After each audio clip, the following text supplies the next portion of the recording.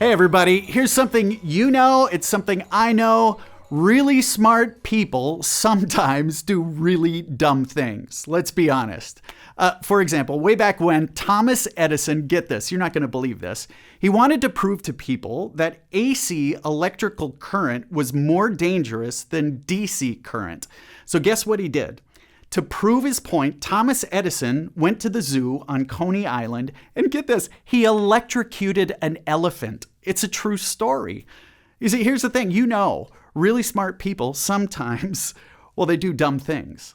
Will Smith, he walked on stage at the Academy Awards and he slapped Chris Rock. Smart people like Bill Clinton and Tiger Woods had extramarital affairs. Friends, really smart people sometimes do really dumb things. But guess what else really smart people do sometimes? Sometimes really smart people not only do senseless things, they also believe some pretty ridiculous things. In fact, when it comes to faith, really smart Christians, at times, they believe things that are, not so smart.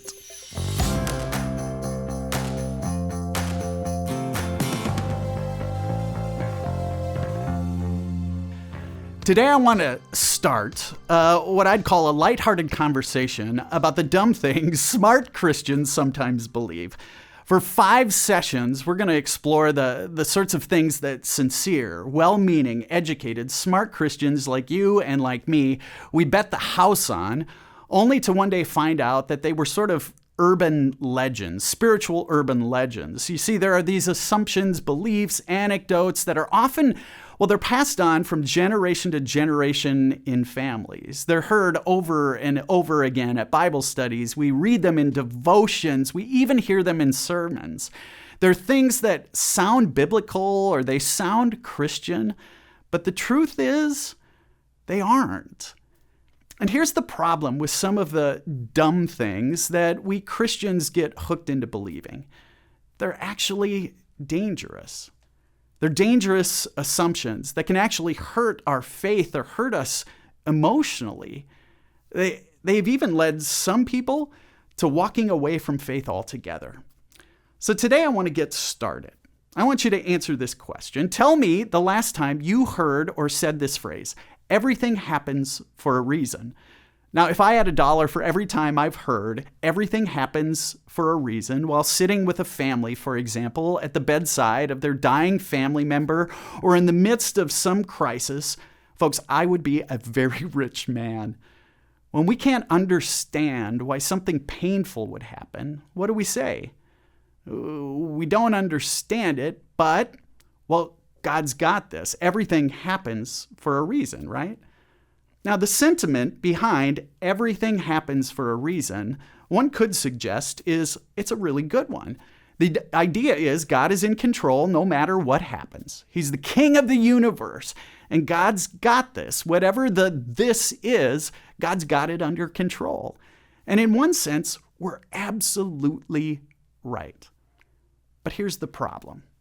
That doesn't mean God's the direct cause of everything that happens. It doesn't mean that everything that happens is something God wants to happen. For example, let's start with the Bible. If you're familiar with the biblical story, you know this. You know that God didn't cause Eve to eat the forbidden fruit in the Garden of Eden, nor did God cause David to sleep with Bathsheba. He didn't cause Cain to kill his brother Abel, and God certainly didn't cause the crowd to shout for the release of Barabbas and for Jesus to be crucified. You see, you can't blame any of that on God. But when it comes to our lives, many of us think that, God is like this grand puppeteer, if you will, in the sky, and we're just his puppets. We read verses like Romans 8:28. We know that all things work for good to them who love God. And we assume that God must be behind every good thing and every bad thing that ever happens in our lives. God's working God's secret magic in some way that we don't necessarily understand. When I was 9 years old, my mother passed away from a staph infection. At the funeral, a member of the church came up to me and said, get this, Hans, I know you miss your mom. And I know you aren't going to understand this now, but God took your mother because God needed another angel. I remember thinking, even as a 9-year-old boy, are you kidding me? Are you trying to tell me that God is the type of God who swipes mothers from little boys because God needs another helper? You see, if that's the type of God we have, I don't want anything to do with that God. Friends, there's a difference between what God allows and what God causes. Some of us believe God is like that grand puppeteer in the sky. God controls all our actions, all our neighbors' actions. God's got this master script that we are simply acting out. God controls it all, the narrative, our actions, the past and the future. I understand there's a certain comfort that comes in this idea. But honestly, that's not how God works. You see, God trusts us way more than that. Here's what I mean. God created this world and all that exists, the land, the sea, the anteaters and the aardvarks, the ospreys and the elephants. And then, at the pinnacle of creation, God created you and God created me. And here's what God did. God handed it all over. God says, I give it all to you. I made you to be my caretakers. I trust you with all of it. Because God trusted us so much, God gave creation and the running of this world to us. It's sort of like a parent giving the keys to the car to their son or daughter for the very first time. Every parent who's done that knows it's likely that their inexperienced driver is going to get into an accident at some point, right? But you put your trust in your son or daughter. You give them the keys anyway.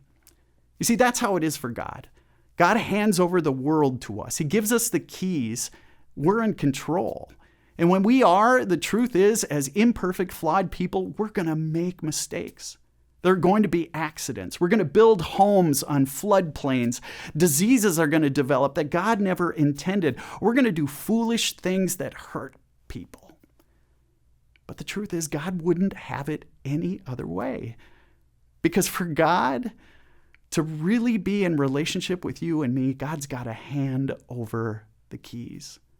God's got to trust you and trust me. Otherwise, we're just puppets. And you can't have a relationship with a puppet. As I close today, I want you to think about a couple of questions. The first one is this. When have you heard or when have you said that phrase, everything happens for a reason? And secondly, if you live long enough, here's what we all know. Bad stuff happens to all of us. After listening today, how would you answer this question? Why do bad things happen to really good people?